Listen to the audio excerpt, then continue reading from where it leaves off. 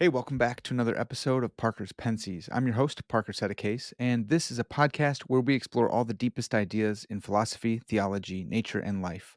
I love thinking about cool stuff, so come think with me. Today's episode is very, very special. I have with me for the third time Dr. Christopher Watkin, and we're going to be talking about his new book, Biblical Critical Theory. If you haven't heard about it, you will. It's all over the place. Everyone's talking about it. There's there's even like a ton of misrepresentation going on Twitter, I think, where people are like critical theory and they just go off. But like hoping to remedy that today. Is a fantastic book. Dr. Watkin is the man. He's been on to talk about Foucault and Derrida before, and they've been some of the most popular episodes. You guys have loved those, so you're gonna love this one as well. Before we dive into biblical critical theory, how the Bible's unfolding story makes sense of modern life and culture, I want to thank everyone who's making this podcast happen through support, especially those on Patreon. If you guys like this podcast, if you like what I do, if you like hearing from the guests I have on, please consider becoming a Patreon patron. That's really the best way to support the podcast. Best way to keep the lights on in here, buy dog food for my dog, and all that good stuff. You can find a link in the description, and you can join for a bunch of different options, a bunch of different ways, amounts a month, and there's different perks, different benefits at each level. So go check those out, and please consider becoming a Patreon patron. You can also give a super thanks if you're watching on YouTube, down in the left corner, stage right, something like that. You'll find it. Um, there's a bunch of ways to support the podcast. Anything helps. All of it helps. Share this with a friend, like it, all that good stuff. But that's probably enough right now. Let's bring in Dr. Christopher Watkin. Again, the book is Biblical Critical Theory. Let's go. Chris, thanks so much for coming back on the podcast, man. Parker, what a joy it is to be back. It's lovely to see you again. It's lovely to be talking with you again. Yeah, definitely, man. I feel the same way. The episodes with you have been so illuminating for me personally, reading your work, but also like the audience loves them. They go nuts for this kind of stuff. So I'm really excited to have you back on. Before we get into some of the nitty gritty stuff, maybe just an overview, like why this book and why now? You talk about in the book how it's satisfying like a 20-year itch. Can you recount that for us? Yes, the itch began when I was an undergraduate.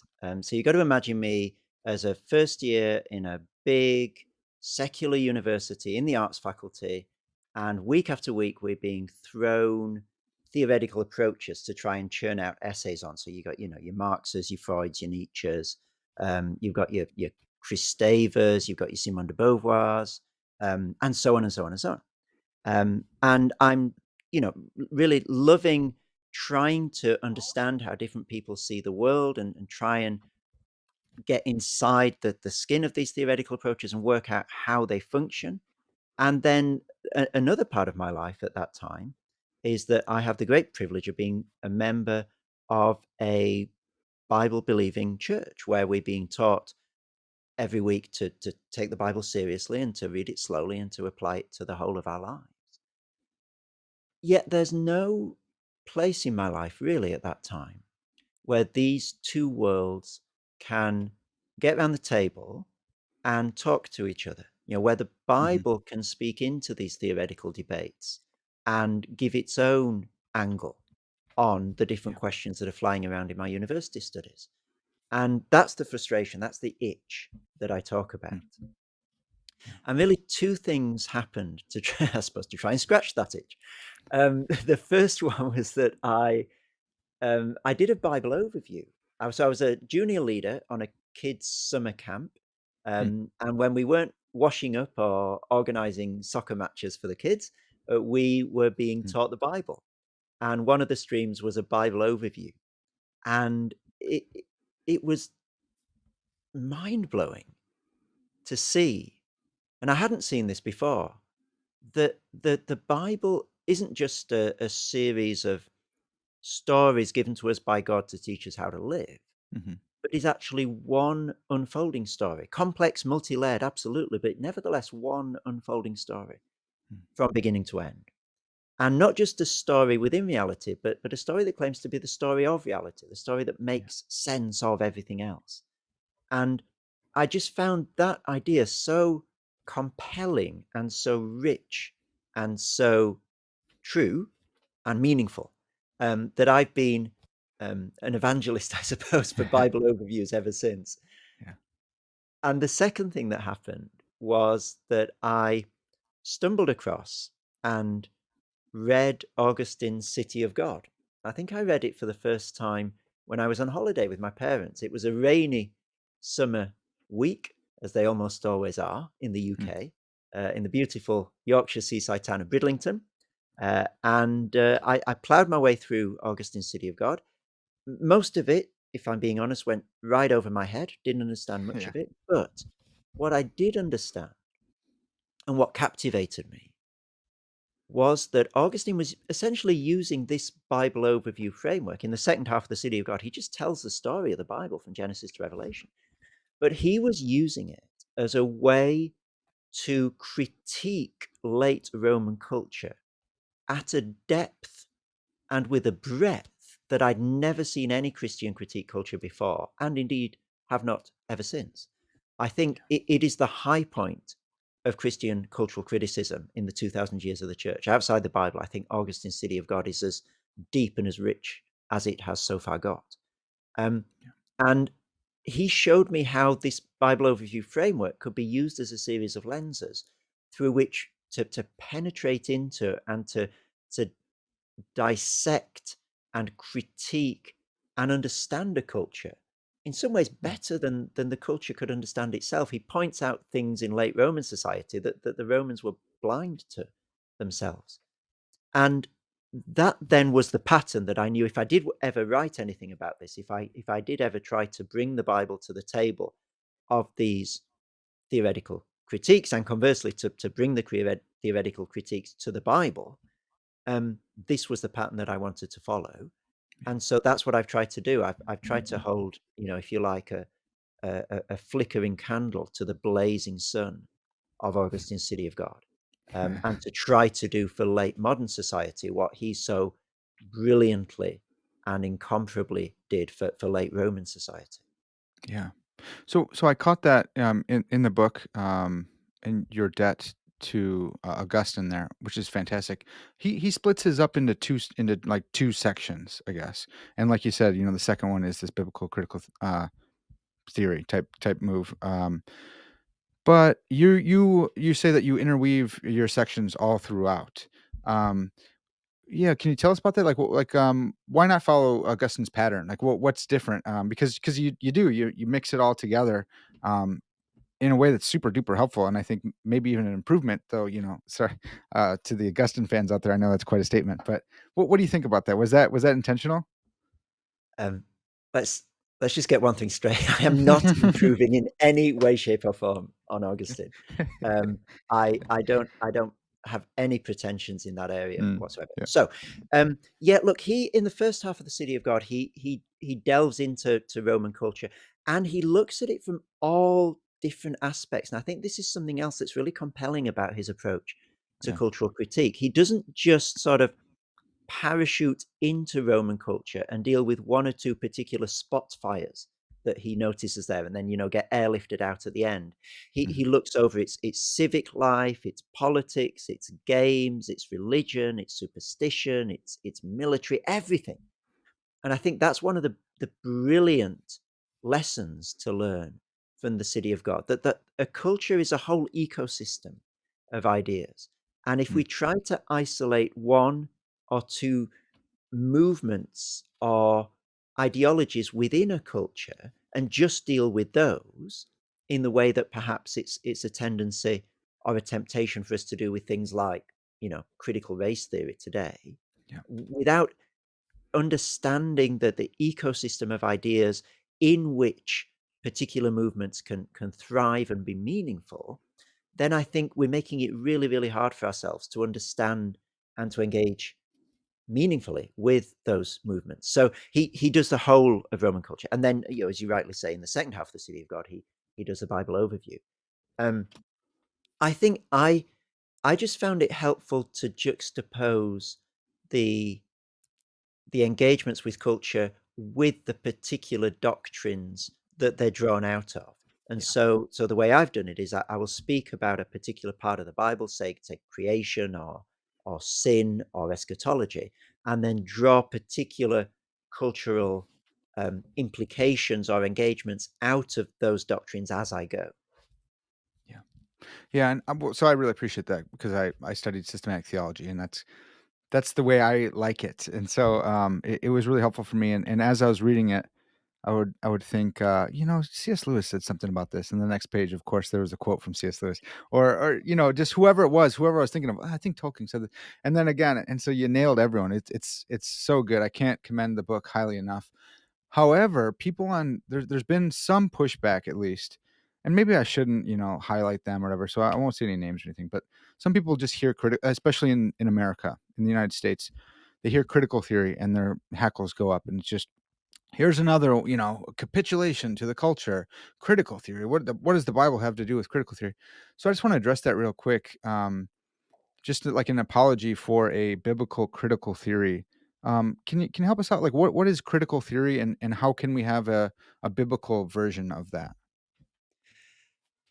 There are different senses of critical theory. The first one that I became familiar with, this was in the very early 2000s, Mhm. was in a unit that I took as an undergrad at university called Modern Critical Theory.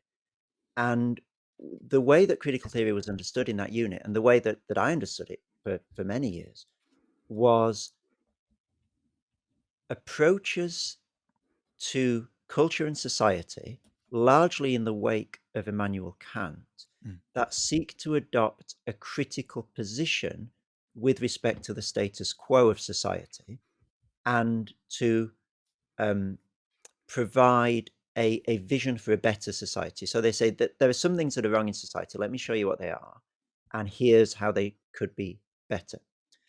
mhm, Um, and we did Marx in that unit. We did Foucault, Derrida. I think we did Christeva, Simone de Beauvoir, people like that. And so those were all critical theories in this sense.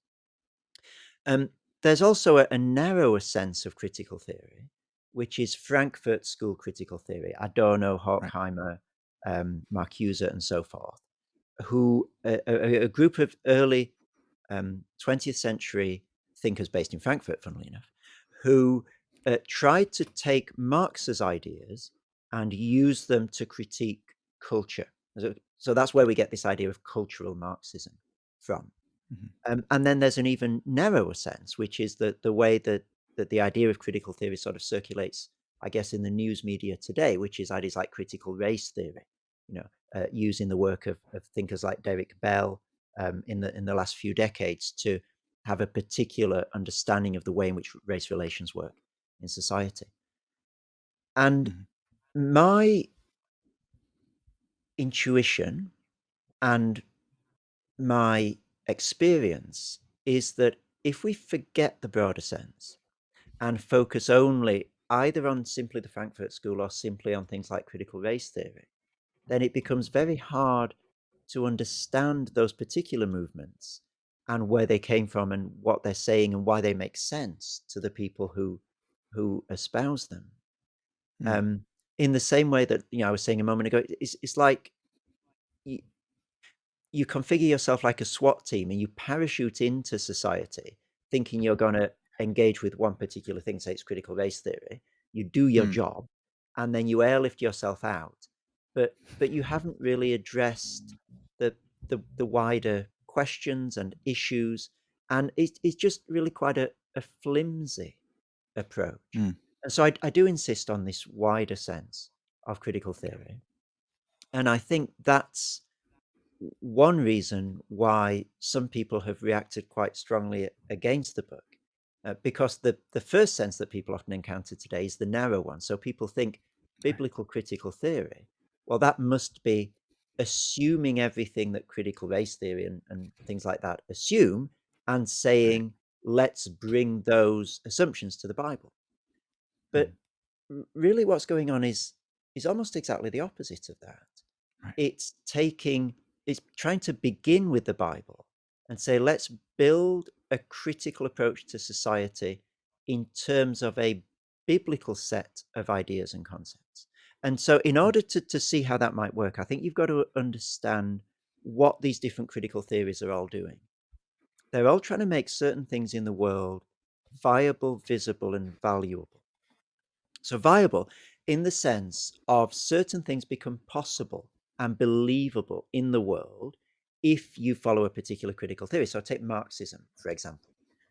You might have never thought that something like revolution was possible in society, but you read Marx and you sort of carry on doing that, and you read it over time. You think, oh yeah, I can see how a society-wide revolution might take place. So that becomes viable for you at Mm. that point. And certain things also become visible. So, someone like Foucault will be saying, notice the power relations within society and power imbalances, how power is distributed within society. And again, it may never have crossed your mind previously, but Foucault makes those things visible. And different critical theories make certain things valuable as well. They teach Mm. you what to praise in society, what to desire, and also what to condemn. And on that level, the Bible is also forming Christians in those ways. Now, of course, this is not the only thing that the Bible is doing. The Bible is also, God breathed, useful for teaching, rebuking, correcting, and training in righteousness, that the person of Yeah. God may be thoroughly equipped for every good work. It's the sword of the Spirit, and so on and so on and so on. So, all of that. And also, the Bible is, as Christians read it and meditate upon it, making certain things in the world viable. So, for example, the idea to many people today of trusting God, trusting God's promises, is just ridiculous. It's Mm. not that they would prefer not to do so. It's that the very idea seems nonsensical. And yet, if you read the Bible over a period of time and think about it carefully, you begin to see that trusting the sort of God who reveals himself in the Bible when he makes promises is not a ridiculous thing at all. That's something that becomes viable in the world. You Yeah. can say, yes, I can see how that would be possible. I can see how that would be livable as a reality. And the Bible also makes certain things in the world visible. So think about the psalm. The heavens declare the glory of God. And you may Mm. have looked at plenty of sunsets in your life, but you may never have thought, isn't God glorious? And doesn't this sunset show that he's glorious? And yet the psalm sensitizes you to that. It makes God's glory, if you like, visible in the sunsets that you've been looking at all your life, but may never have thought of them in terms of God's glory before. Yeah. And the Bible makes certain ways of being in the world and certain things in the world valuable as well. So before I was a Christian, for example, if you would have said to me, serving other people is something that you should desire, I would have looked at you very strangely. Like my 15-year-old self would have sort of frowned at you at that point and said, that's just, I can't, that doesn't compute. There's no Right. category for that in my world. And yet you see how, the Son of Man didn't come to serve, but be served, and to give his life as a ransom for many, and how he's constantly enjoining his disciples, don't try and be the greatest, become the Mm. servant of other people. And that becomes something that you prize in the world. You value serving other people. And so the Bible is doing these, what you might call these critical moves, but they're actually biblical moves as well. Yeah. And that's the way in which the Bible is functioning as a critical theory. And Mm. the principle upon that works, just one final sentence, I realize this is going on a little bit now, No, this is is great. that Yeah. the language that I use in the book is that you've got to let the Bible set its own table. Yeah. In other words, you don't start with critical theory as it's understood in modernity and then try and squeeze the Bible into that mold, which I think Yeah. is what the people who are reacting against the book assume it to be doing. But you say, let's just try and forget everything we know about critical theory and just use the Bible and try and build it from the ground up and see where we get. So just Mm. using biblical ideas and biblical concepts as much as we're able to do so. And what sort of critical theory, in terms of making Bible visible and valuable, would emerge from the Bible itself. And then when the Bible set its own table, when it set out its own concepts in its own way and being given its room to do so, that's what you then bring into conversation with modern critical theories who've also set their own table. And so you're not forcing anyone into any sort of foreign set of concepts. You're letting the Bible talk in its language and modern critical theory talk in its language. And then you're trying to get the conversation going between them. Yeah.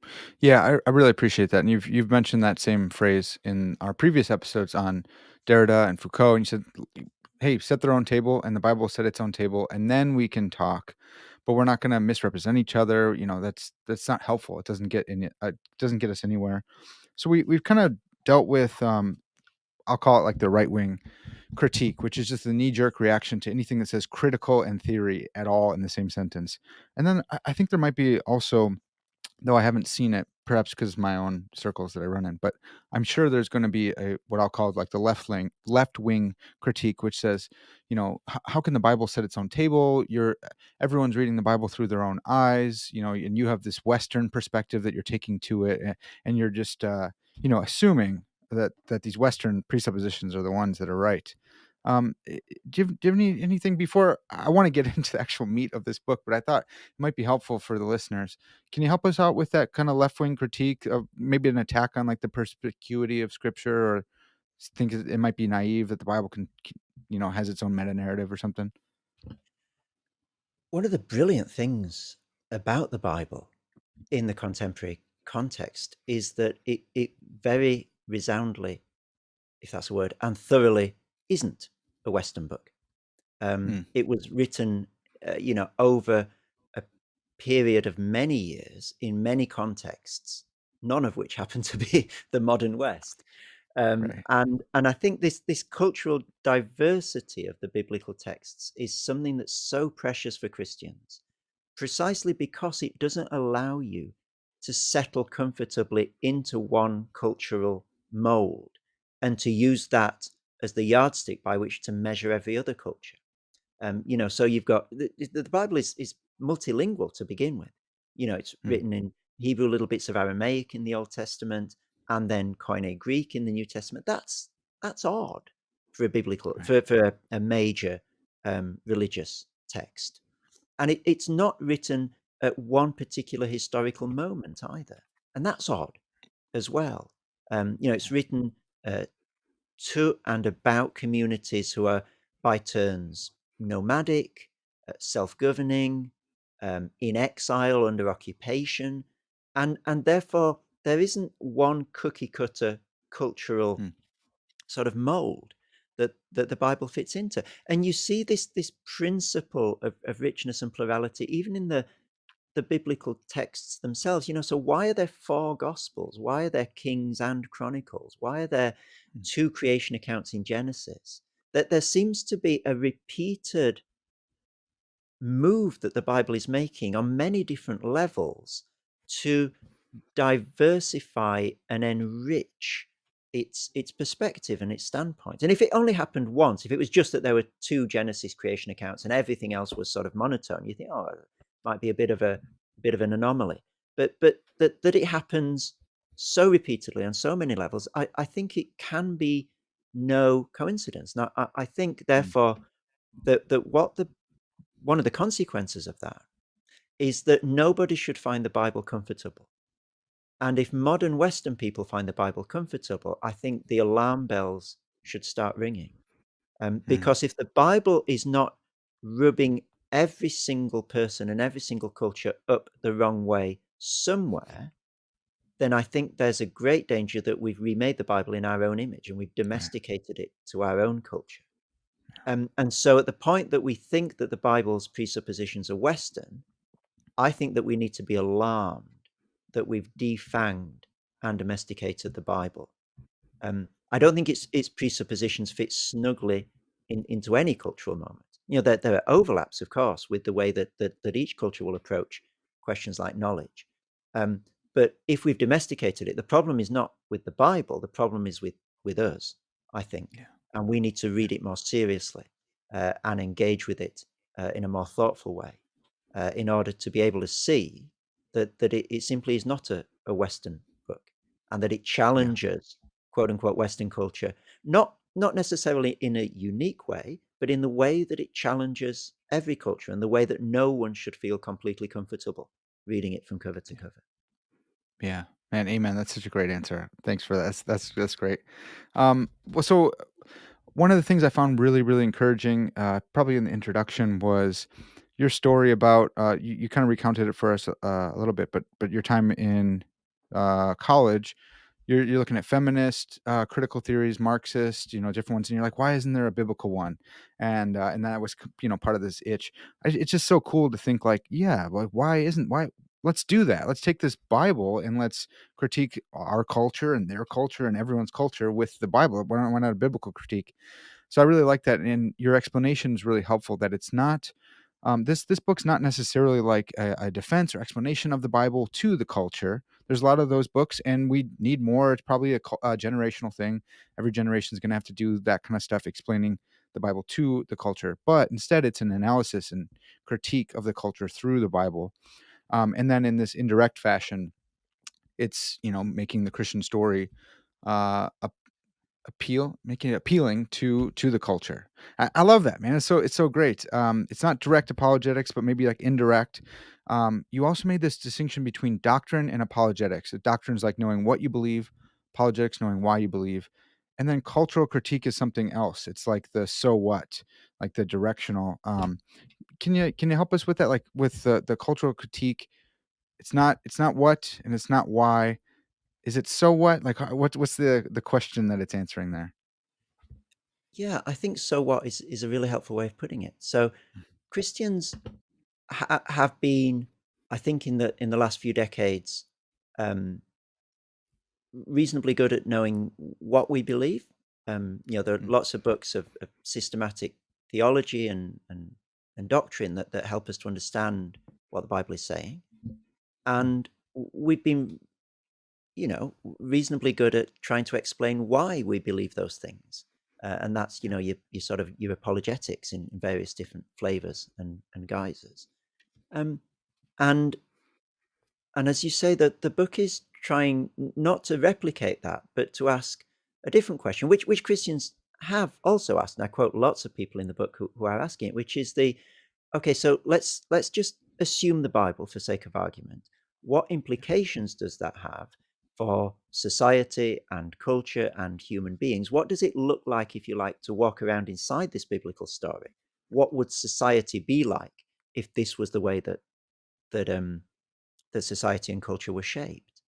And in my experience, that question hasn't been asked or addressed as often, let's say, as what we believe and why we believe it. But I think it's an equally important question, because if we sort of have a theoretical understanding of different doctrines of the Bible, but don't really know how they work themselves out in yeah, our the way that we live in the world, or the way that we view society, or the way that we critique society, then they're remaining sort of abstract notions floating free of any sort of friction with reality in our minds, and can't do any work in the world. And as Christians, we believe that the Bible is not simply a true story about the world, but it's actually a really good and healthy story. yeah, There's good news for society. Um, yeah, yes, because it shows people the way to be right with God, and to have a relationship with Him, to have our sins forgiven, and so forth. But also because it's a healthy pattern for a flourishing culture and a flourishing society. And if we mm, cut that off from our understanding, then I think we're being sub biblical in the way that we engage with and appropriate biblical truth. mm. Yeah. Okay, that's helpful. Um, so a quick follow up question on that would be, so we have the what, we have the why, doctrine, apologetics. Now we have the so what, the biblical critical theory. Is the is this? I don't think it's a manifesto for like building a society. I think it. And correct me if I'm wrong, because then I'll follow it and we'll go build a society. But I think that that's like the. I wonder if that's the next step afterwards. If that's downstream of like there's the critique by saying, "Hey, look, take for the to the sake of argument, take the Bible. What would the society look like if we follow God's word here, and if this were the true story of reality? What if people catch that vision and they're like, "Oh, wow, that is really compelling." Lord willing, they'll give their lives to Christ.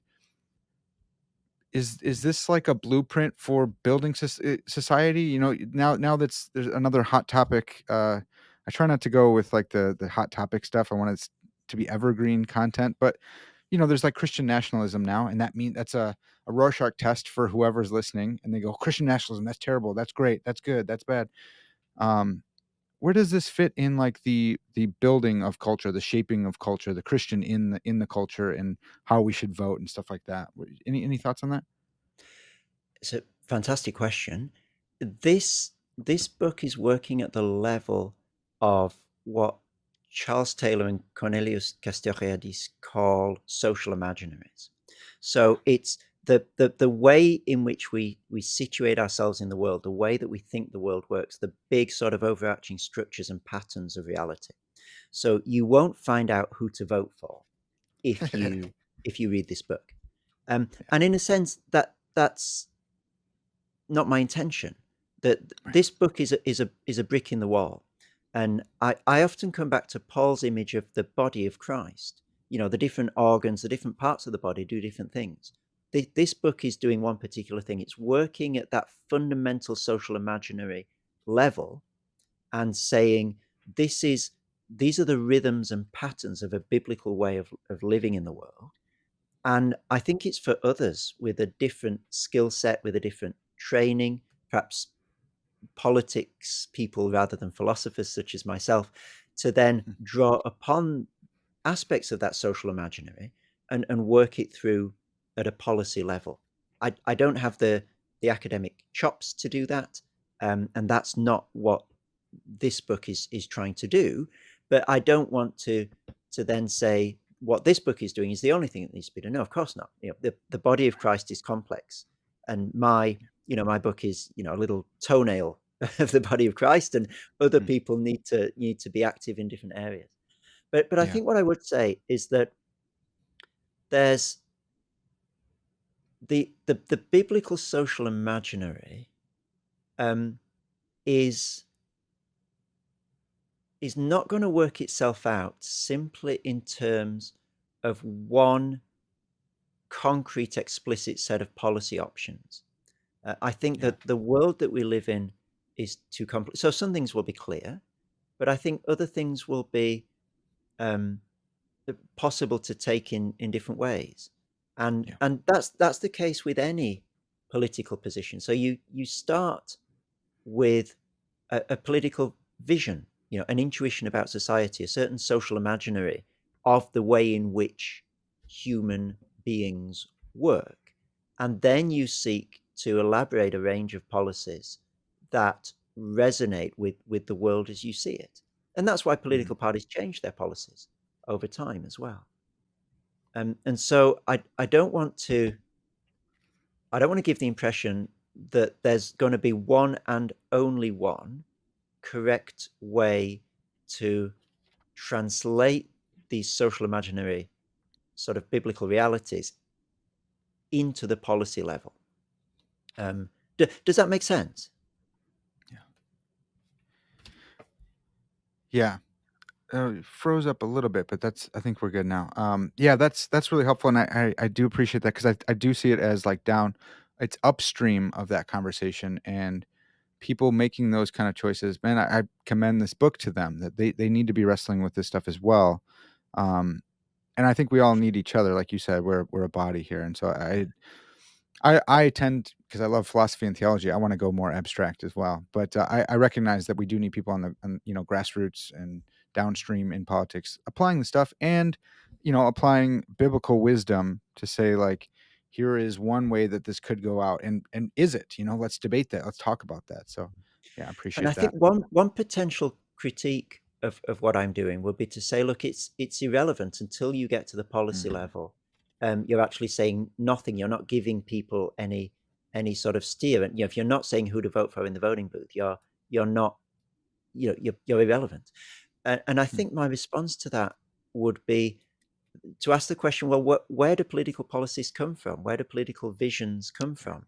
If not from a certain idea of the social imaginary. So if you don't start there, you're not getting to the root of the political questions. If you only ever function on the level of policy, you're not allowing yourself to to understand why those policies make sense to the people who espouse them, or what policies might make sense within a biblical social imaginary. So I think it's a necessary moment, but as you rightly say, it's not a sufficient moment. It does need other writers to build upon this, as people have been doing, of course, over the decades, and say, okay, well, what might this look like on a policy level then? Yeah.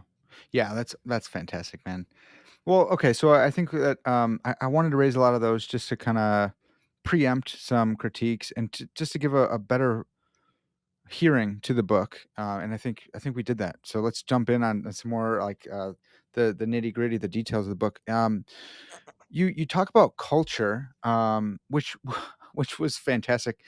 Because the whole book could have been about culture, and I was like, "Oh, is he actually gonna do it?" And you go in and you give us some kind of lenses and, tools for analyzing culture, and I was shocked that you were able to do it in such a short amount of time. I was really impressed by that. You talk about, broad views of culture and narrow views. Broad touches on every aspect of how we live in the world.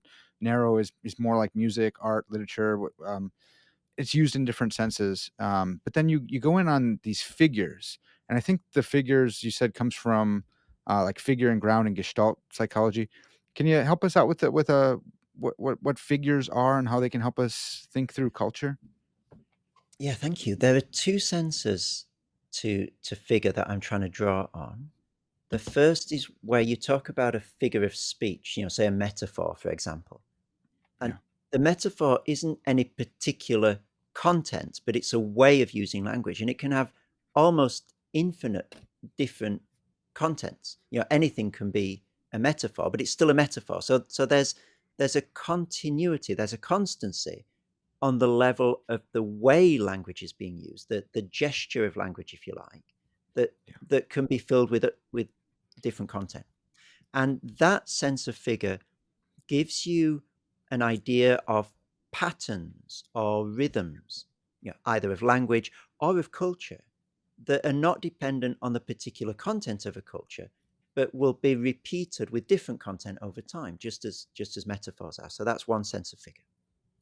The second sense of figure, as you rightly say, is figure and ground. So this is the way that we all interact with the world all the time. So at the moment, I'm focusing on the little picture of you and me on my computer screen in front of me, yeah, and there's lots of things that I'm not paying attention to. There's lots of information that's actually coming in through my eyeballs that yeah, I'm disregarding, um, because I can't pay attention to everything. I can't be equally focusing on on the little picture of you in front of me and everything that's going on in the room around me.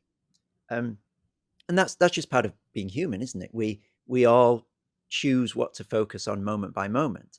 I think I read somewhere that there are, oh, I'm going to get this wrong, 11 million bits of information that come into our body every second through our oh, senses, and we process about five of them or something like hmm, that. The proportion is astonishing anyway. We can only pay yeah, attention to a very small amount of what we're presented with in the world. Um, and what we pay attention to is called the figure, and everything else is called the ground. And so, in that sense, the figure is what jumps out at us from all the different things that we could be paying attention to at the moment. This is what we're focusing on. And there'll be reasons why particular figures present themselves to us. We're enculturated, for example, if there's a person in a room, to pay attention to the person and not to the rest of the room. And so yeah, almost always the person will be the figure. It's just the way that we engage with the world. And so these two senses of figures together help us, I think, to arrive at an understanding of culture where what we're trying to look for are the patterns and rhythms that a particular culture repeats over and over again, and the things that it pays attention to in the world. mm, So no culture can equally notice everything. There's just too much out there in society. And so particular cultural standpoints will be sensitive to particular things out there in the world. So, for example, um, up until perhaps the late 1950s, it was rare for Western culture to notice the different ways in which women can be oppressed in society. It might have been very yeah, obvious to women, but it wasn't part of the public discourse. Right. But since then, those things have been made much more visible. They've become the figure rather than the ground. Yeah. And to the point where now you can't ignore that. And so the culture has changed what it's sensitive to over time. Things that were in the background have now become the figure. And I think this is a helpful way of understanding culture because it allows for different types of figures. So ideas and concepts can be figures. Ideas make certain things visible. They draw our attention to certain things. The words we use draw our attention to certain things. And figures can also be habits, patterns of behavior, rituals that we engage in, whether they're Christian rituals or secular rituals, or the way that life works. Figures can be the way that time and space is understood and intuited in society. So today we've got a 24/7 society. There's no particular time that's set apart from the rest that's more special than other times. It's all just one constant sort of production line, really, that we squeeze productivity out of. That's a figure. That's a way of rhythming time. And there's also a sense in which the artifacts and the built environment around us is a figure as well. Mm. So if I wander downstairs here into a lecture theatre, that there's a certain way that that's set out that implies a set of relationships and a way of being in the world. So I, as a lecturer, stand up at the front with a screen behind me and a microphone in front of me, and everybody else sits down in rows with no microphones in front of them. So that predisposes us to a certain way of relating to each other. Yeah. And so all of these different things are figures, all of them pattern and rhythm reality in certain ways. And this idea of figures, therefore, allows each of these different types of figures to have their say. It allows the understanding that concepts and ideas shape reality for us, that rituals and habits shape reality for us, that the built environment and artifacts shape reality for us, that intuitions about space and time shape reality for us. Not necessarily all on an equal level, but it allows each of those to have an input on the way we understand culture. And I think what that gets over is the tendency in some cultural criticism to privilege one of these above all others. So Exactly. Yeah. for the longest time, that there's been a stream of Christian thought that said everything is fundamentally a concept. This is how worldview thinking is sometimes cashed out, Mhm. and everything else is downstream of ideas and concepts. And then there's been, I think, a pushback against that monolithic way of looking at things, which is sort of, if you like, bent the stick back too far in the other direction, Yep. and said that everything is fundamentally at its most basic, original level a habit or a ritual or a behavior, and Mhm. concepts sort of come downstream of that. And what I wanted to try and avoid was erecting any of these individual modes of culture as the gate through which everything else must pass, and Yeah. through which everything else, in terms of which everything else is necessarily downstream. Because I think it's just culture is complex, isn't it? Yeah. And that the interactions between ideas and built environments and habits and so forth are really too hard to simplify to saying, oh, one of these is always first and everything else follows it. Yeah. So that was one of the things I'm so glad you brought that up, and that overcorrection. That was one of the things I found most helpful in the book because I've noticed that, like in the 80s and 90s, worldview stuff started making it more into like the popular apologetics type stuff. And yeah, it was, hey, we really have to take over we have to really focus on the university because that's where ideas happen and ideas trickle down from there. And then there was a rightful pushback saying not necessarily always.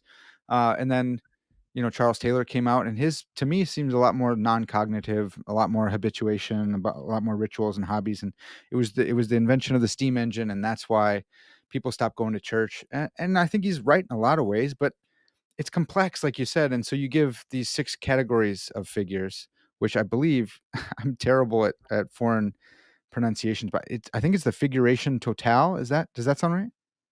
That's right. It's quite a Okay. clumsy phrase. It's riffing off. Sarah Coakley's idea of a théologie totale, where she Mm, tries to take into account different cultural artifacts, so texts and images and statues and so forth, in order to get a sense of the way in which people saw themselves inhabiting the world at yeah. a particular moment. And Okay. it's my clumsy retooling of her language at that point. Yeah. I like that. Yeah, it's a concept that I have now. I can hang, it's a hook to hang things on. And so you go over 6 of these, and I think it's a helpful grid for analyzing culture. The first is language, ideas, stories. Second is time and space. Third is structure of reality. Fourth is behavior. Fifth is relationship, and sixth is objects. And it's so tempting to grab one of those and go, it's objects. Look at the steam engine. Look at the Ford, automobile. And it's like, yeah, that's right. But also the language and the ideas that gave rise to those, and time and space and structure. So I'm really encouraged by that, and I think that's a tool that I hope to see make it out there for people to utilize and analyze culture with that. So I thought that was really good. Another couple of tools that you talk about are engagement and diagonalization. Can you help us with those? Yeah, certainly. Let's do diagonalization.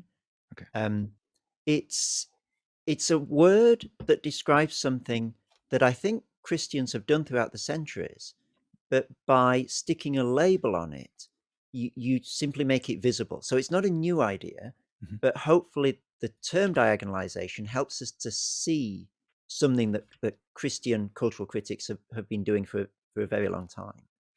And therefore makes it available as something that we can then reuse in our own context. I think the best way to describe it is through an example. Let's take the image of God motif in Genesis 1. Mm. And I think biblically, what that is doing is two things, at least two things.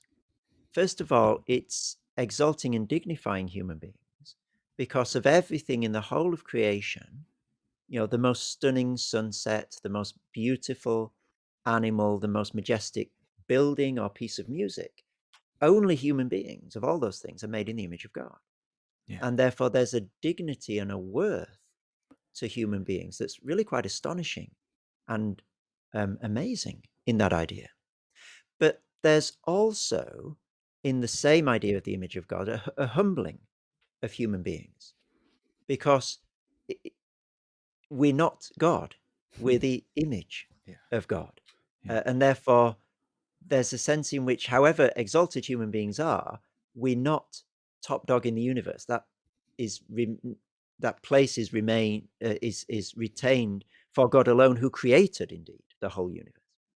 Yeah. And there's no sense in Genesis 1 that these two facets of the image of God language are in tension with each other. It's not that, we're sort of half exalted and half humbled and they're struggling with each other. That there's a beautiful harmony to that picture of human beings.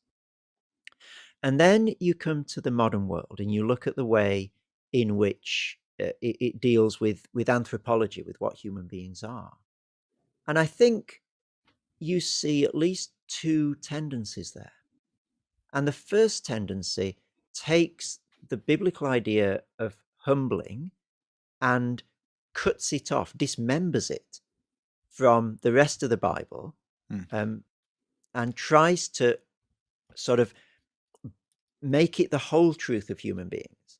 And so you end up with ideas like, oh no, human beings are only machines. Yeah. You get this coming through really strikingly in the first chapter of Thomas Hobbes's Leviathan, for example, where he just says, we're strings and springs and wheels. That's what we are.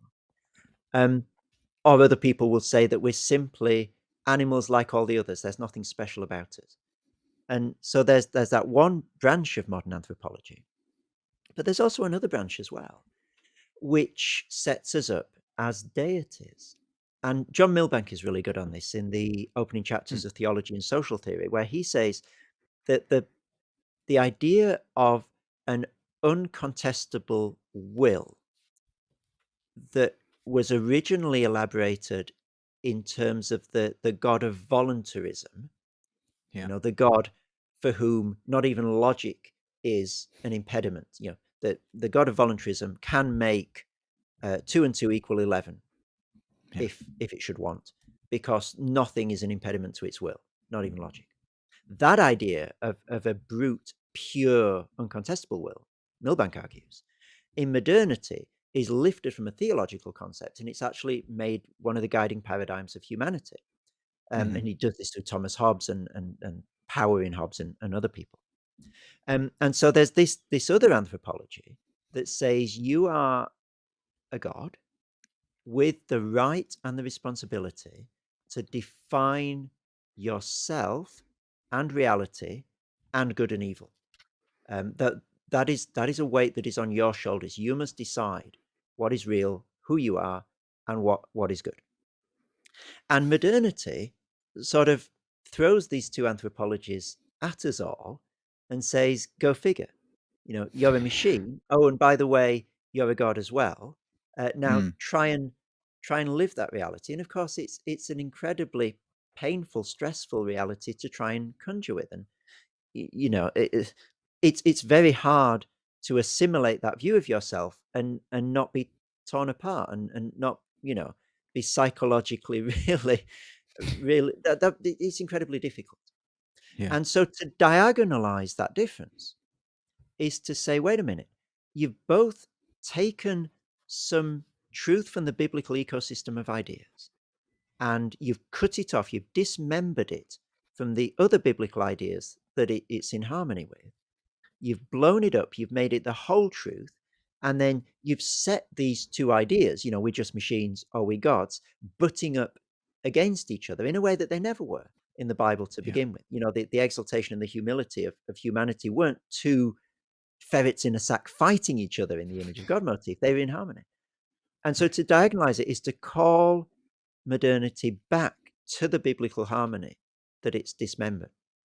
And I think Yeah. sometimes it gets called a third way, and I'm not sure that that's the most helpful language for it, because a third way suggests that you start with modernity's dichotomy, we're machines and we're gods, and you try and split the difference between those two. So perhaps we're half machines and we're half gods. Well, that's Right. not a biblical view. Yeah, Yeah. that's as far from the biblical view of the image of God that you could get. So it's not splitting the difference between modernity's false dichotomies, it's understanding that those dichotomies themselves are derivative of a richer, harmonious biblical truth and calling ourselves back to that original truth. So if you like, in that sense, it's a first way. It's saying God was there first with the image of God motif. Yeah. Modernity has largely made a mess of that by dismembering it and then making different aspects of it antagonistic to each other. And what we need to do is recover the harmony rather than split the difference of the false dichotomy. Yeah, I love that, and I love that idea of diagonalization, which yeah, you also brought out in your other books as well.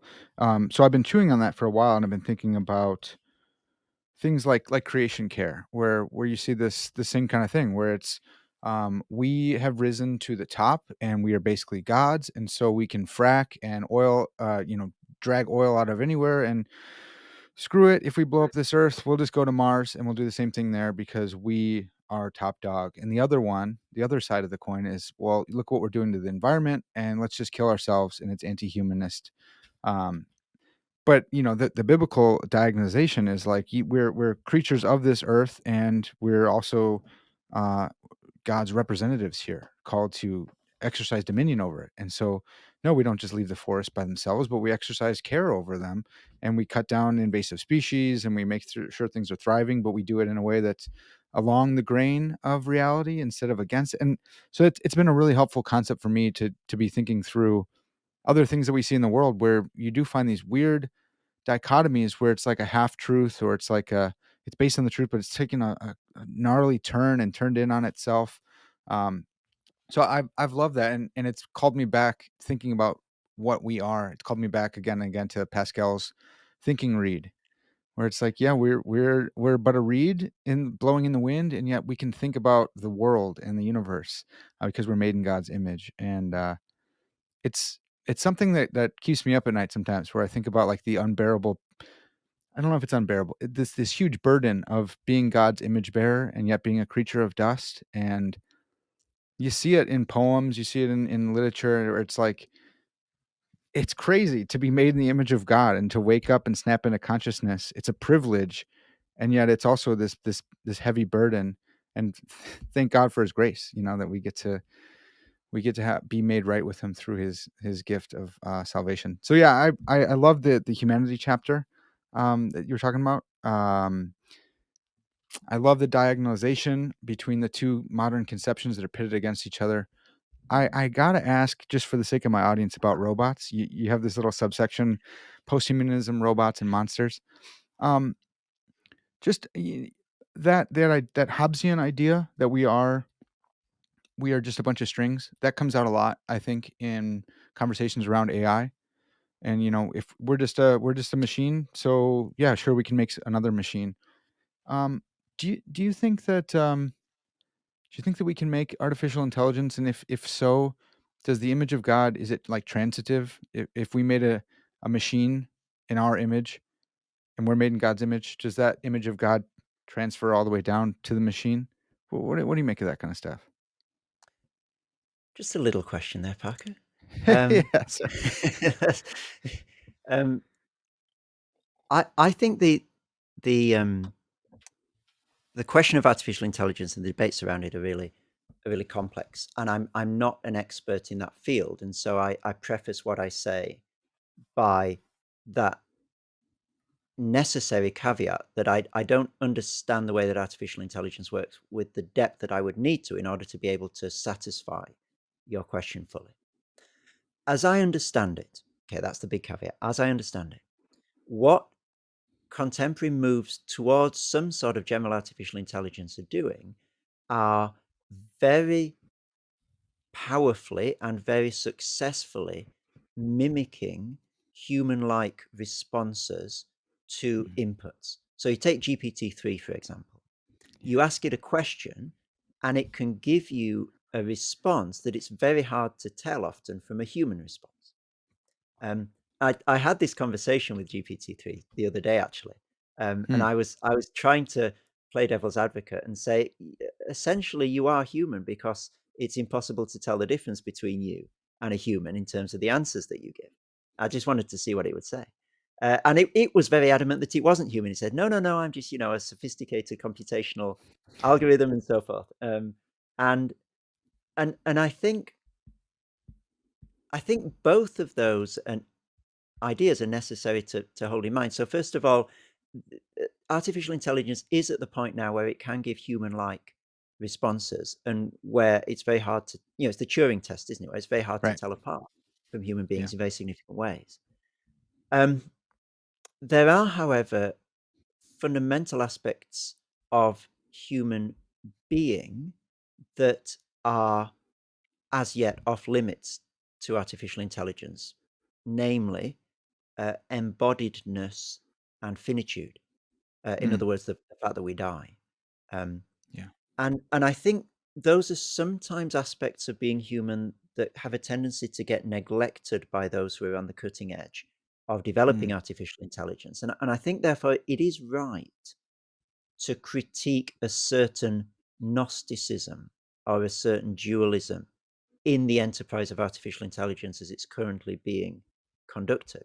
And I think that's why the representations of artificial intelligence that you have in film are almost always embodied and vulnerable, because mm, we find it very hard to relate to um, to humanize something that doesn't have those qualities. Um, yeah. and that as to the question of the image of God, I think in the same way that artificial intelligence can very successfully mimic human behavior, it obviously, therefore, given that humans are in the image of God, very successfully mimics the way that those in the image of God would respond to certain inputs. I, I think I would be much more comfortable personally with saying that artificial intelligence is in the image of human beings, in the image of man. Yeah. It is something that reflects back to us our own predilections, choices, understanding of the world, and indeed biases, as many research projects now are showing that the Yeah. way an artificial intelligence passes out the world is not neutral in relation to different racial groups and so forth. And I think that's a reflection of us, isn't it? That's not a Mm. reflection of God. That's a Yeah. reflection both of, the image of God in us and our own sinfulness, our own biases, our own blind spots. And artificial intelligence is reflecting all of that back to us. So I Yeah. think more of that is captured by saying that it's in the image of human beings than would be by Mm. saying that it's in the image of God, I think. I think that's helpful, especially as uh, as people taking screenshots of GPT-3 responses that's showing its political leanings or something like that. It's like, yeah, no, this is very obviously it's who it reflects those opinions and presuppositions of the programmers of GPT-3, and of course they do. Why wouldn't they? So that makes sense. I think that's a good one. You in this chapter on humanity, chapter 3, you talked about the nature slash improvement dichotomy, where there's like no improvement, and then that's set against every and any human improvement is good, and you dichotomize and you um, not triangulate. You diagonalize those two.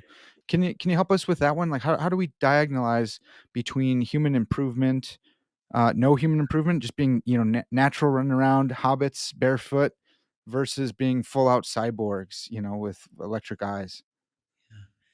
It I think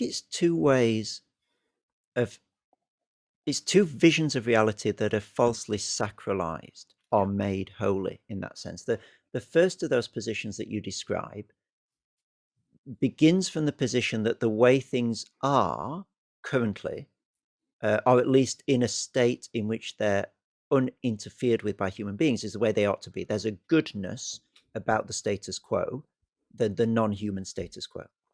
And therefore, our footprint on the world is at its best when it is at its smallest. Mm, We should leave everything that it's possible to leave. To the point, some people would argue that it is ethically culpable to have children because mm, they are a drain on the world's resources, and we will inevitably change and exploit and pillage the natural world. The more of us there are, so there should be fewer of us. So that's one sacralization of the status quo. The other is a sacralization of a human vision of what we think we ought to be. And for that vision, any means is legitimate to arrive at that end of an improved humanity because the gains are so good. mm, And this falls in with all the sort of radical revolutionary ideologies really of history, which is that you've got to break some eggs to make your omelet. yeah. You've got to, in order to arrive at the improved human beings, you've got to make some awkward ethical decisions along the way because the improved state of human beings is so wonderful. And the one of the many issues with that position is that, well, hold on, who is it who's deciding what improvement means and what it means to get better as human beings? Well, it's us. Right. Well, who are we? We're the human beings who need to be better. So Yeah. why should we trust our judgment about what improved humanity is, given that the one premise of the very need for improvement is that we're not the bee's knees? Yeah. And also, who, in the sense of which community, which group of people decide what an improved humanity is? And I think it that's not humanity as a whole, certainly as technology is at the moment. That's a very restricted group of human beings with their own particular blind spots, as all of us have. But if that particular set of blind spots is hard baked into a sense of what an improved humanity is, then I think we're all the poorer for that. So I Mm, think there's huge problems with both of those modes of sacralizing, both of those demarcations of the holy. And I think the Bible just gives a much healthier, richer, and more inclusive vision for the way that we should relate to the natural world, which is that, as you were rightly saying, human beings have been given what the Bible calls a dominion over the world. And the pattern for that dominion, crucially, is the way in which God cares for the world. mm, So people have often taken that idea of dominion and used it to arrive at the conclusion that we can do whatever we want. We can take whatever we want from the world. We can dig up whatever we want. We can pollute in whatever ways we want. Right. But that's not God's pattern, is it? That's not the way that He has dominion over the world. You don't see Him doing that, and He sets the pattern Yeah. for how Christians should care for the world under Him. And if we follow God's way of caring for the world, then we won't simply dig up everything that you can possibly dig up and pollute in every way that you can possibly pollute in order to improve human life by our own understanding of improvement. We'll try and model our care for the world on His. Mm. Um, and therefore, you're not in a position where you're saying, either um, in the same way that there are sacred groves, there must necessarily be sacred mass extinction events and sacred pandemics because we shouldn't touch nature. We shouldn't try to change anything at all. We shouldn't take paracetamol or any medicines because nature is sacred and must take its course in us as in everything else. Right. And nor are you saying, well, let's just slash and burn because the economy is going to benefit from that. Yeah. Again, it's just like the image of God. Both of those have a flicker of a biblical truth in them that's been dismembered from other biblical truths, blown out of all proportion and twisted to the point where it's almost beyond recognition.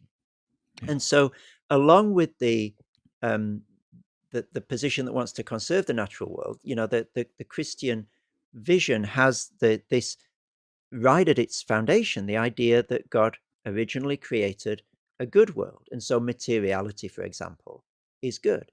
But Yeah. Christians also palimpsestically overlay on that the idea that everything in this world is also twisted and distorted by sin, not just human hearts, but the created world as well. Romans 8, creation is groaning. Yeah. And therefore, the way things are now is not necessarily the way that they were originally created, and not necessarily the best way for them to be. So, certain interventions into the way things are to try and bring them in line with um, uh, a, a vision of a flourishing ecosystem and a flourishing world is not sort of off limits to Christians. And Yeah. then with the point of view that says, we should slash and burn and do whatever we need to get the economy ticking over a little bit faster than it's ticking at the moment. There's a sense in which a judicious use of the world's resources is a right thing for Christians.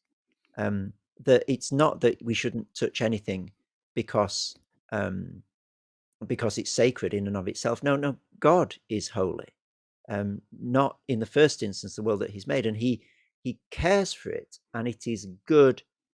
Interestingly, without human beings, God calls the creation good before He's Ah, created Adam and Eve. right. So there's a sense Right. in which it's not simply good for us, but there's a goodness in its relationship to God, Mm. regardless of us. And I think that's something that human beings will need to respect. And so it's neither the frying pan of the ecosystem is sacred in and of itself, nor the fire, almost sometimes literally the fire of burn it all up and use it for whatever good seems right to us at the moment. And again, it's not splitting the difference between those two Yeah. either. There's a richer biblical environmental ethic, of which those two things are dismembered shards. Yeah. Yeah, that's such a good point about God calling it good before man. Therefore, it can't just be for us. It's just our playground or anything. That's really good. It reminds me, in your chapter on Genesis or on creation, I think it's chapter 2. Um, another really good insight that I gleaned from your book was this order chaos dichotomy, and I was so primed for this because a lot of my guys, more so a couple years ago, would listen to Jordan Peterson, and for whatever reason, he's kind of waning in the circles that I run in, but he's always talking about order and chaos, and we've talked about this a little bit before as well. But you talk about in the creation narrative there's this like order and like radical creative acts, but they're separated by each day. So there's no leakage between the days. And that was new for me. That was really fantastic to think about the order and chaos that, however you're interpreting the days, whether Yom is a time period back in the day type style or like an actual, it was Thursday, it was this one, whether young earth or old earth, all that, there's still these bracketing out of days of God's creative activity where he's saying, "Here I'm doing this, and then that's that, and then I'm doing this, and I'm doing that." I really, really appreciated that, and you go through Charles Taylor's, I don't know, mimesis, I guess, mimesis, and poesis. I know poesis is right. Order and chaos. So, that was good, man. Like, that was that was a really unique insight that was super helpful for me. But I don't wanna stay on that because at the end of that chapter, you talk about Sisyphus and, you know, everyone always is quoting Camus, we have to imagine, Sisyphus happy. There's tons of philosophy memes that are made about this. And you say, "Yeah, I don't wanna imagine him happy, and I don't want him to imagine himself happy." Do you have that, like, on the top of your mind? Can you explain why we shouldn't imagine him happy? I remember the frustration of of reading that passage and thinking the poor guy, the worst thing for him would be to imagine that this interminable, um, burden of rolling this, um, rock up to the top of the mountain only for it to fall down again, then he rolls it up again. Like, don't settle into that. Don't think that Right, you're happy in that. And I guess part of that is a critique of the rat race, isn't it? So our Sisyphean task is, the next $1,000 that I make is gonna make me happy. The next promotion I get is gonna do it for me. The next house that I buy, the next relationship that I fall into is gonna be the one that's gonna finally make me happy. And then, lo and behold, surprise, surprise, we find that it doesn't. Oh well, the next one. And so modernity conditions us to be that Sisyphus. And I think that the last thing that we need is to consider that happiness, because mm, at that point you become unable to see the reality of your own situation, which is you're being played, you're being had by a system that just wants you to think that the next shiny object that you buy is the one that's gonna make you happy, because the money from that shiny object is gonna go into the pockets of another person who thinks that the profit that they make is gonna make them happy, and it's a right, self-perpetuating system. And I think it's a huge false consciousness. I don't think it's controversial to say that these things in a fundamental way don't make us happy. I think recent statistics on depression and loneliness and so forth really militate against the idea that Sisyphus is happy. And yeah, so I think we need to be constructively unhappy with the way that modern society catechizes us into believing that happiness is just around the corner. We just need to roll the stone at the hill one more time, and that's going to be it. Um, yeah, no, it isn't. We need something radically different to that. yeah, Sisyphus needs to sort of sit on his boulder at the bottom of the mountain, and crack his Bible open, and yeah, start understanding, the God who doesn't make him into a slave, but who died for him to set him free. The mhm, God whose yoke is easy and whose burden is light, and who gives him rest. I guess that's it, isn't it? Sisyphus needs to find rest, and he will never do so unless he becomes unhappy. yeah. And I love that because, I believe, like, imagining him happy was kind of a subversive take. Like, "All right, fine, I'm gonna get strong, by doing this. I'm gonna have big muscles. Whatever. You're damning me to do this forever. I'm gonna be subversive and just enjoy it." And so there's kinda like, yeah, being happy, maybe it's like a stoic, mentality or something like that, and it can be read in a bunch of different ways. And you're saying, "Look, no, I prefer a more subversive resistance."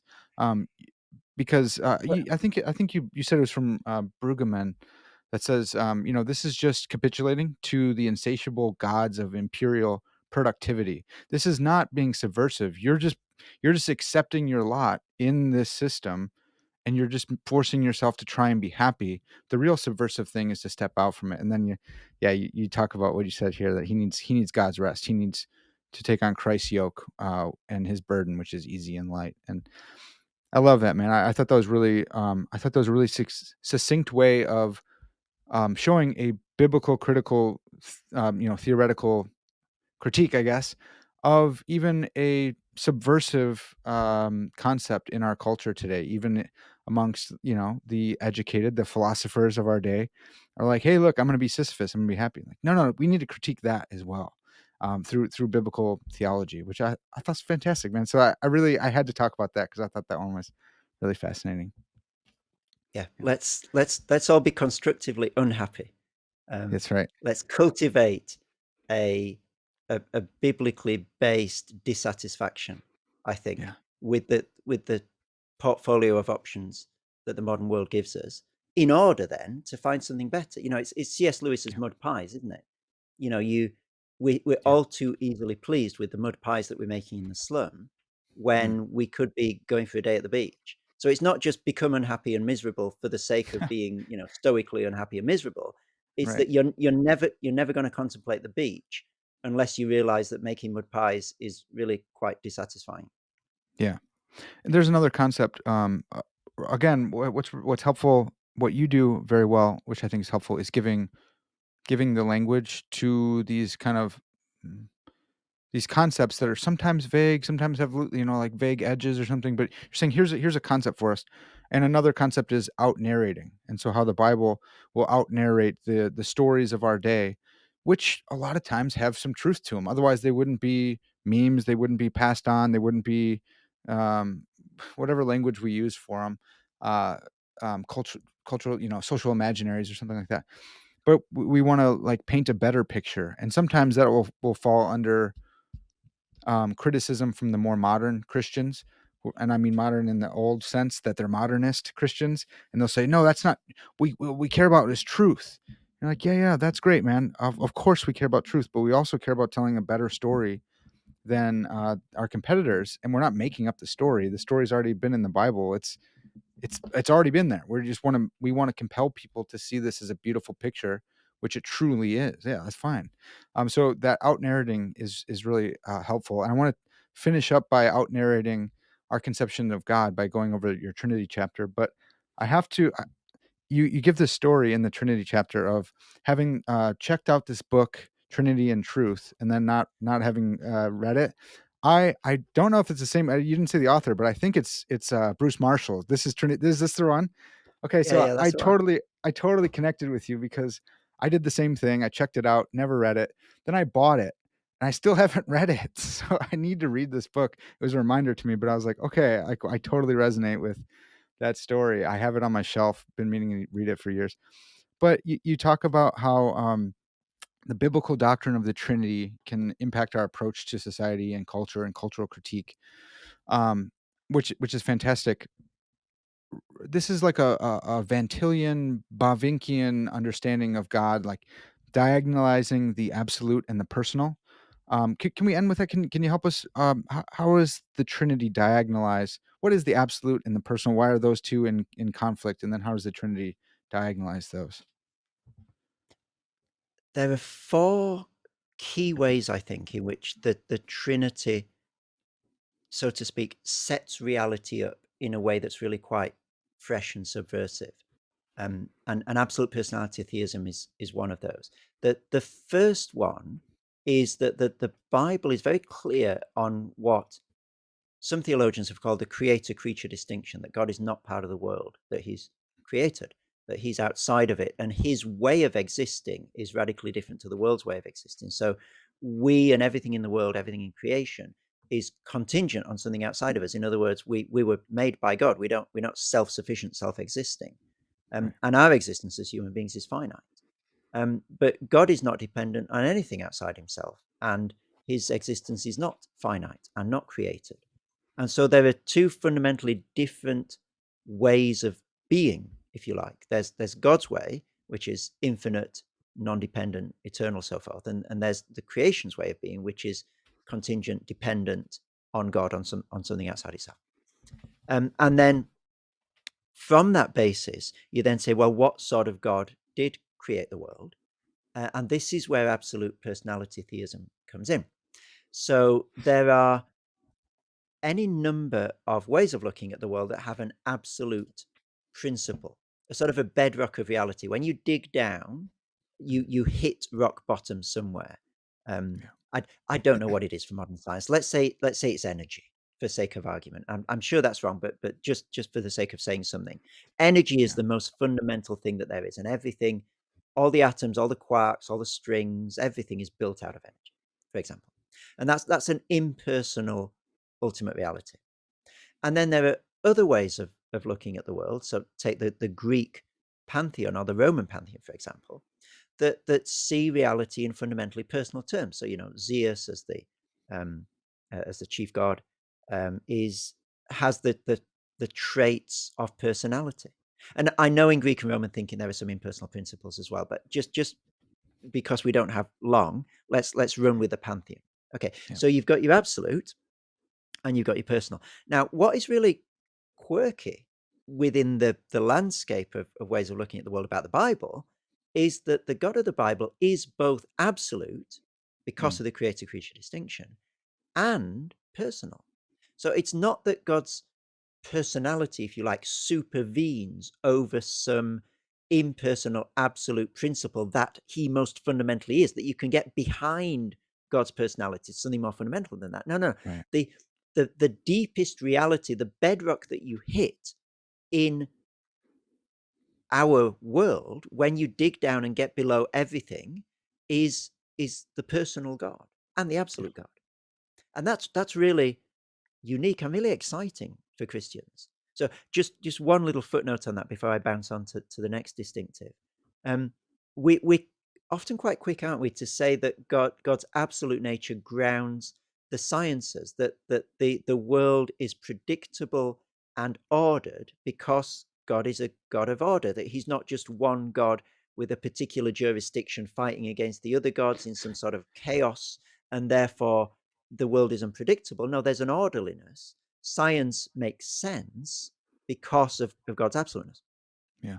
But we're often not quite so quick to say that the arts and humanities make sense because of Mm. God's personality. That Right. it is meaningful and important to investigate not only the impersonal natural world, but also the the the the way in which people with personality persons live in and inhabit that world. Both of those enterprises Mm. have an equal dignity Yeah. because God is both absolute and personal, and his absolute personality, if you like, underwrites and legitimizes both enterprises, which I think is just fantastic in the modern world, which tends to sort of lean, certainly I think in university circles, tends to lean towards the sciences as where the real work is done and where the real progress is made, and Right. tends today to denigrate the arts. You turn the clock back 600-700 years, it was the opposite. Science was some sort of quirky hobby that some weird people did, but it was all about theology um, and the human sciences at that point. And so we've gone wrong on both sides of that. But I think Yeah. the God's absolute personality gives you a model for validating and um, lifting up both of those enterprises as of equal worth in our engagement with the world. Okay, so that's absolute personality theism. But there's more to God in the Bible than that he is absolute and personal. There's also the John Jesus's high priestly prayer in John 17. There's a relationship between the Son and the Father before the creation of the world. You've got that idea of wisdom in Proverbs that seems to be gesturing towards the same thing. So there's a sense that Christians have through carefully reading the Bible, crystallized over time into the doctrine of the Trinity, that God is three persons and one God. Mm. And so ultimate reality is not only both absolute and personal, it's also relational. Relationships aren't something that sort of pop into the story of the universe after things have got going on some atomistic level. But again, the Yeah. bedrock of reality is a relational reality. God is irreducibly relational. It's not that first God is a monistic God and then, he creates the Son and the Right. Spirit because he's lonely or anything like that. No, God is relational all the way down. And that is a very, very different reality to live in than an atomized individualistic reality. And this is one of the things I think that the modern world gets really, really wrong, and where Christians can seek subversively to fulfill modernity's aspirations for community. Because if you don't start with relationships are always sort of an optional add-on, something that Yeah. it's quite nice to have, but something that's not fundamental to who we are. And I think that tends to be the way that modernity thinks about us. We're fundamentally atomized, isolated individuals. And then, community is wonderful and all that, of course, but it's something that comes later in the game. But that's not the biblical view. And then the fourth point is that these relationships, this fundamental relationality of the warp and woof of the universe for the Bible, isn't just a blank vanilla relationality. The I love Bible that. doesn't say the Son had a relationship with the Father before the creation of the world. No, it's the Father loved the Son before Hmm. the creation of the world. And time again, if you gather together all these verses that speak about God before the creation of the world, a theme that keeps returning again and again is love. Yeah. And it seems, therefore, that the love that is shared between the persons of the Trinity is the fundamental heartbeat of their relationship with each other. And so, Yeah. from a Christian point of view, in a Christian social imaginary, love is fundamental to reality because it's fundamental to the God who is, in Van Til's terms, back of all reality. Yeah. And again, that just overturns the apple cart in terms of the way that you see the world and the way that you see yourself as a human being in that world. Love isn't, again, something that it's quite nice to have once in a while. It is Yeah. fundamental. And therefore, when we love, we cut fundamentally with the grain of reality in the deepest sense. And therefore, to build a social imaginary and a vision for society around the core value of love, I think is first of all a distinctively biblical thing to do. And I think that the modern world tends to conjure with weaker, more sort of thin notions of respect and tolerance and things like that. But I think that the full-bodied, sort of triple strength biblical idea of love is is a distinctively Christian building block around which to arrange a vision of what society can be. Yeah. I think that's so helpful. I was gonna say even more. So I work with college wrestlers in my ministry, and I do jujitsu, and so I'm around a lot of like manly men, and some of them might think, yeah, this is kind of squishy. Love, you tell me love is the back of all things. Like, well, yeah, but it's a love between a father and his son. And how does that play out? How do we follow that? Well, we follow Christ who laid down his life for his friends. And there's nothing more masculine than that type of love, right? So, like, yes, and yes, it applies to a husband and a wife between Christ and his church. So there's also that for everyone, right? There's all the aspects of love. But for someone who's thinking like Christianity squishy like this, like, well, go live it out. Take it for the sake of argument. How would this look? How would you be a Christian? Oh, you would lay down your life for your wife, for your family, for your friends, for God's glory and honor, for your own good. Like that is a deep, rich notion of love. That's not this, like you said, it's not a thin notion of squishy love. It's not a romantic notion of a false American romantic notion of love. This is deep. It goes deep, and Mm. I love how that challenges our modern views of love as well. I think that's right. I think when we think that a biblical view of love is squishy, the problem is not with the Bible, it's with us and the Mm, cultural um, distortions of love that we've swallowed and we don't realize we've swallowed. Jesus is loving the Pharisees, surely, because, yeah, if anyone is loving, he is Jesus is, when yeah, he shouts at them, you brood of vipers. yeah, And he's yeah, he's loving them when he stands up to them and looks them in the eye and takes all the punishment that they give him. But he's also loving, the woman caught in adultery when he treats her gently. He's loving Mary and Martha. So mm, love is a broad keyboard. There are lots of notes on the keyboard of love. And if we mm, take one half of it and say that that half is masculine love, and take the other half of it and say that that half is feminine love, I think we sell both men and women short. yes, Jesus he's playing the whole keyboard. He's loving when, as you rightly say, he's laying down his life, and when he's calling people out in public, and when he's standing up and putting his head above the parapet, and he's loving when he's being gentle in private as well. And I think the yeah, challenge for all of us, men and women alike, is to try and play the same keyboard that Jesus played. mm, yeah. Amen, man. That's so good. I'm so glad you helped me with that one at the end. Well, we've barely got into this book. I mean, look, folks, this is a big old thick book. We'd have to spend hours and hours and hours, and I don't think we'd ever cover it all. So I highly I commend this book for those who are thinking critical theory and you're getting all triggered, which is ironic because you guys are the ones usually who call people out for being triggered. Don't be triggered. This book comes highly recommended by amazing people, but as you heard, it's a fantastic book that I think has a lot of helpful concepts for shaping culture, building culture, critiquing culture, and getting the biblical story right. Like in your own walk with the Lord, understanding the book that He's given us. I think this is a huge step forward. So, Chris, man, thanks so much for coming back on the podcast. Thanks for this work. Thanks for sticking with it for 20 years and seeing it through.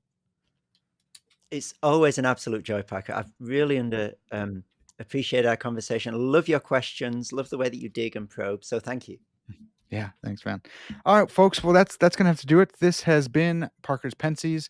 If you want the book, check a link in the description. I'll put my affiliate link to the Amazon book. You can help support the podcast by grabbing it there.